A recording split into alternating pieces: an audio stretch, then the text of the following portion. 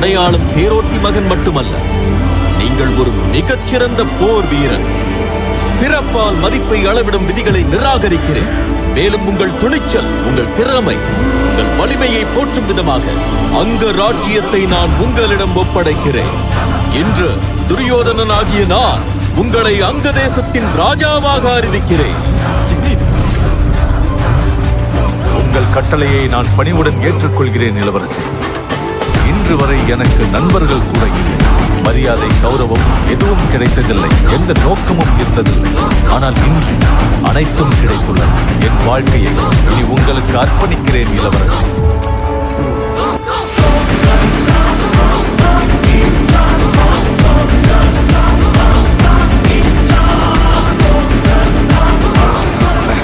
என்ன ஒரு பிரகாசமான வெளிச்சம்!